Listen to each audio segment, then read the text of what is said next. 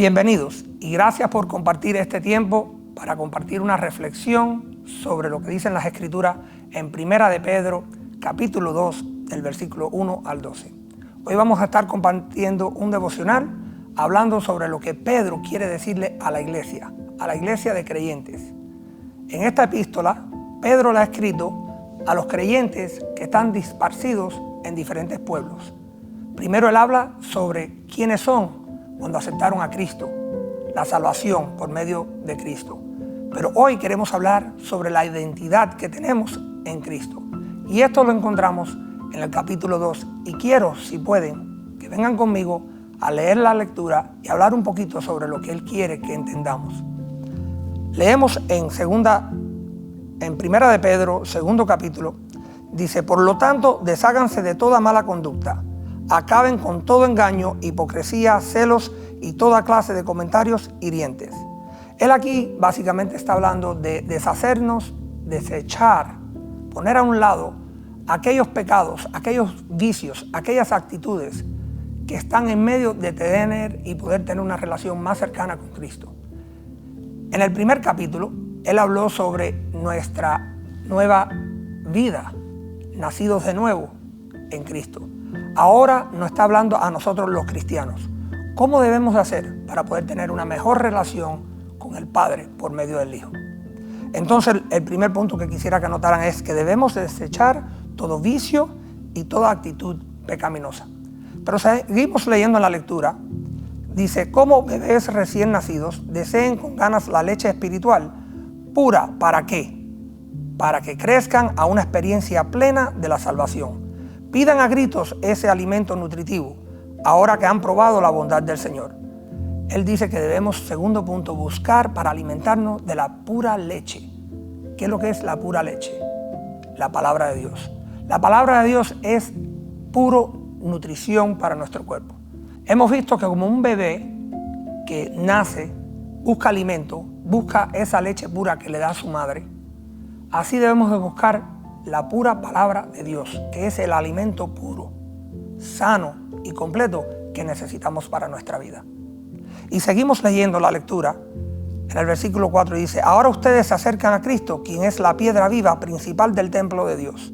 La gente lo rechazó, pero Dios eligió para darle gran honra. Y dice: y ustedes son las piedras vivas con las cuales Dios edifica su templo espiritual. Además son sacerdotes santos. Por la mediación de Jesucristo, ustedes ofrecen sacrificios espirituales que agradan a Dios. Tenemos que reconocer que somos piedras vivas. Ya no somos piedras cualquiera, piedras muertas. Somos piedras que estamos siendo transformadas y usadas para la edificación de la casa del Señor. No estamos hablando de un edificio, estamos hablando de la casa espiritual. Formamos parte de la casa espiritual ahora que hemos reconocido al Señor y estamos bebiendo o comiendo de la palabra, que es la leche pura. Y también dice, como dicen las Escrituras: pongo en Jerusalén una piedra principal, elegida para gran honra, y todo el que confíe en él jamás será avergonzado. Hay que reconocer que la piedra principal es Jesús. Dios primero pone la piedra de ángulo. Cuando uno edifica un edificio, busca el cimiento, y en esos entonces se fabricaba sobre piedra. Hoy usamos concreto, pero no deja de ser una realidad que en un edificio hay que tener un cimiento. Y la primera piedra, la principal, es Jesús. El lugar de honra es de Jesús. Pero Él a nosotros nos va transformando por medio de su palabra, y Él nos va moldeando, nos ajusta y nos va poniendo piedra tras piedra, edificando su casa para su gloria y su honra. Pedro aquí cita las Escrituras para apoyar su enseñanza y usa Isaías 28:16. Usa el ejemplo cuando se refiere de la piedra principal o angular de Dios, cuidadosamente escogida y puesta en su lugar. Cuando ellos fabricaron el templo en Jerusalén, así fue. Primero buscaron la piedra y ¿sabe qué?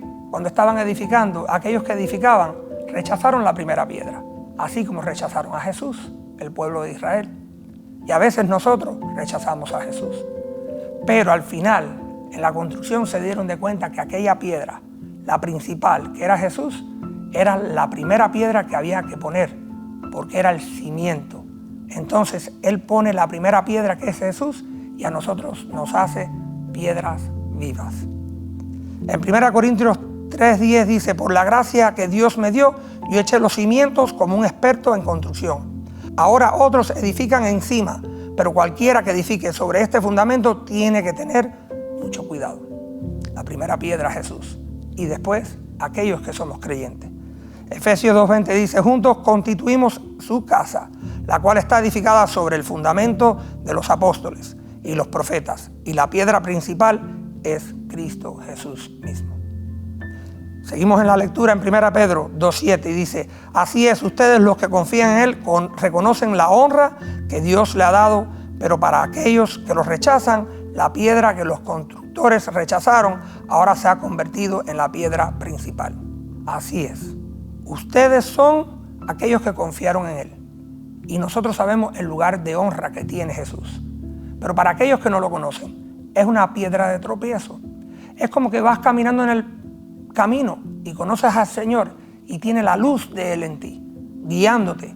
Entonces esa piedra sabes que es la piedra para edificar tu vida. Pero si no conoces al Señor, estás en oscuridad. ¿Y qué pasa cuando tú caminas en un camino y hay una piedra muy grande en tu camino? Se forma una piedra de tropiezo. Y eso es lo que está pasando con la gente que no han decidido seguir al Señor. Pero para nosotros es diferente. Fíjense, nosotros somos sacerdocio real. Somos sacerdotes reales. Y vamos a verlo aquí en la palabra de Dios.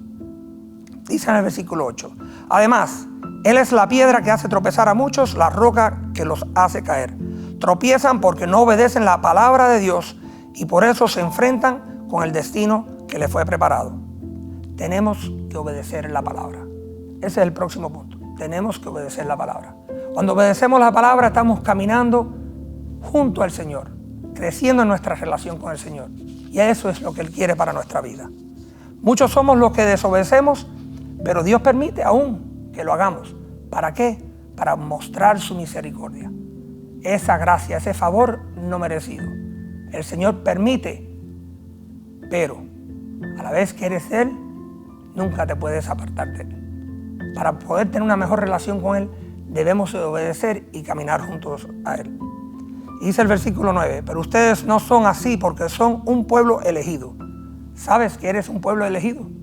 Dice: son sacerdotes del Rey. Como dijimos, somos sacerdotes del Rey. Una nación santa, posesión exclusiva de Dios. ¿Sabes que tú eres poseído por Dios? A la vez que Él te escoge, te elige, y tú lo aceptas a Él, eres parte de un nuevo reino. Eres parte de un nuevo reino que es el reino de Dios. Y eres un santo sacerdote. No por tu propio esfuerzo, sino por la misericordia de Dios. La misericordia y la gracia no merecida de Dios. Y dice: por eso pueden mostrar a otros la bondad de Dios, pues Él los ha llamado a salir de la oscuridad y entrar en su luz maravillosa. A la vez que Él te toma como hijo, que Él te adopta a ese reino, eres coheredero con Jesús. ¿Y por qué tú puedes mostrar tus buenas acciones delante de los demás? ¿Por qué puedes amar con un amor que no hay otro igual? Porque ahora tú perteneces a la familia de Dios, al pueblo escogido de Dios. Y dice en el versículo 10: antes no tenían identidad como pueblo, ahora son pueblo de Dios. Antes no recibieron misericordia, ahora han recibido la misericordia de Dios. ¿Sabe qué? En Oseas encontramos Oseas 1, del 6, del 9 al 10 y del 2 al 23. En el contexto original describe el rechazo de Dios por el pueblo de Israel. Antes nosotros rechazábamos al Señor, pero hoy, en medio de esta tormenta, no tenemos que preocuparnos porque somos familia, somos parte de la familia de Dios. Y por su gracia, Él está restaurando y está edificando la casa de Dios, una casa espiritual. Entonces tenemos que identificarnos como hijo de Dios, como hijo y pueblo de Dios. ¿Y cómo lo hacemos? Aceptando el sacrificio de Jesús. Ahora tenemos una nueva identidad, como bebé buscando la leche pura de la palabra, y creciendo, echando a un lado, desechando el pecado y los vicios de este mundo. Porque ¿sabe qué? Él sigue y dice en el versículo 11, queridos amigos, ya que son extranjeros y residentes temporales, le advierto que se alejen de los deseos mundanos que luchan contra el alma. ¿Sabe lo que Pedro dice aquí? Que somos, ¿cómo? Queridos amigos. Esto es amor. Esto es lo que el Señor dice. Somos sus amigos. Pero también dice que somos extranjeros y residentes temporales. ¿Sabe por qué? Porque aunque estamos en este mundo, ya no pertenecemos a este mundo pecaminoso. Ahora pertenecemos al reino de Dios. Entonces vivimos en este mundo, pero aún no en el mundo. Y dice, les advierto que se alejen de los deseos mundanos que luchan contra el alma. Aquí dice que luchan contra el alma. ¿Saben que los deseos de este mundo luchan contra su alma? Usted ha sido restaurado espiritualmente y está siendo santificado en un proceso que es por medio de la palabra de Dios. Pero en este mundo luchamos contra las diferentes tormentas, no solamente físicas, sino espirituales. Y Él nos dice entonces en el versículo 12, procuren llevar una vida ejemplar entre sus vecinos no creyentes. Así, por más que ellos lo acusen de actuar mal, verán que ustedes tienen una conducta honorable y le darán honra a Dios cuando Él juzgue al mundo.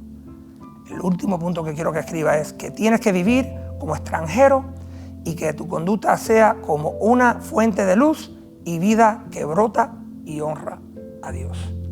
¿Y por qué es que lo podemos hacer? Porque tenemos al Espíritu de Dios morando en nosotros. Cuando nosotros aceptamos al Señor Jesucristo, el Espíritu de Dios viene a morar dentro de nuestra alma. Y ahí Él empieza a trabajar. Y tenemos que alimentarlo con la pura palabra de Dios. Y ser ejemplos para los demás, para hacer un testimonio. Para que ninguno pueda hacer una acusación en contra de ti. En aquellos tiempos acusaban a la gente de no tener lealtad al gobierno, al Estado.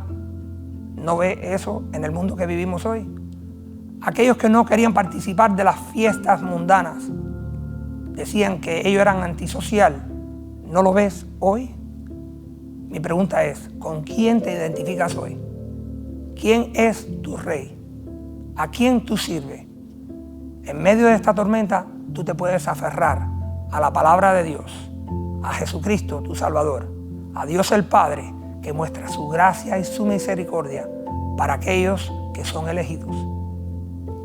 En el nombre de Dios te pido, por favor, toma la decisión hoy si no la has tomado.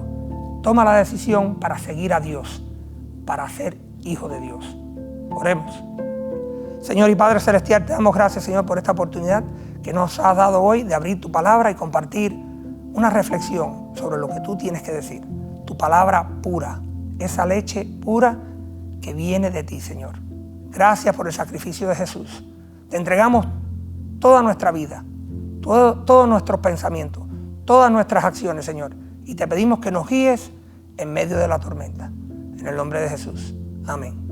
Ha sido un privilegio compartir con ustedes hoy. Y si ustedes quieren más información, pueden conectarse con nosotros semanalmente por las redes sociales. Les amo.